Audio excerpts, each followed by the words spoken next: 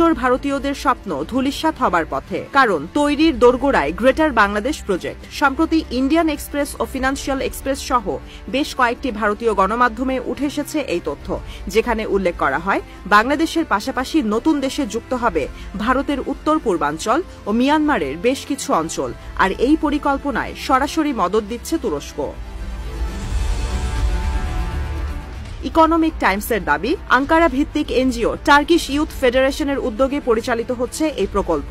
তবে এটি বাস্তবায়নে ব্যবহার করা হচ্ছে সালতানাত ই বাংলার ব্যানার।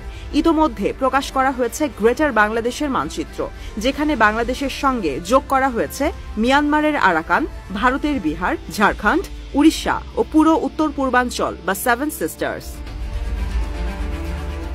প্রতিবেদনে দাবি করা হয়, ইতোমধ্যে গ্রেটার বাংলাদেশের মানচিত্র ছড়িয়ে দেওয়া হয়েছে ঢাকার তরুণদের মধ্যে।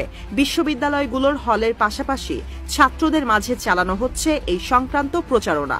1352 থেকে 1538 সাল পর্যন্ত প্রায় 200 বছর বাংলা শাসন করেন মুসলিম সম্রাটেরা। ভারত ও মিয়ানমারের এই অঞ্চলগুলো সে সময় মুসলিম সাম্রাজ্যের অংশ ছিল। নাম প্রকাশে অনিচ্ছুক ভারতীয় গোয়েন্দাদের বরাতে জানানো হয়, সালতানাত ই বাংলা নাম ব্যবহারের মাধ্যমে ফুটে উঠেছে মুসলিম সাম্রাজ্য পুনঃপ্রতিষ্ঠার আকাঙ্ক্ষা।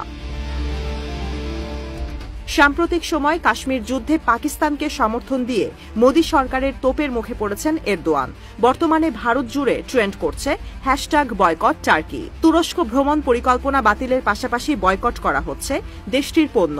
ইতোমধ্যে 9টি বিমানবন্দর থেকে আঙ্কারা ভিত্তিক প্রতিষ্ঠান Celebi airport services security clearance বাতিল করেছে নয়াদিল্লি। প্রতিবেদনে দাবি করা হয়, এমন পরিস্থিতিতে মোদী প্রশাসনকে চাপে ফেলতে চায় এরদোয়ান সরকার, তাই বাঙালিদের মনস্তত্ত্বে ছড়িয়ে দেওয়া হচ্ছে গ্রেটার বাংলাদেশ তৈরির পরিকল্পনা।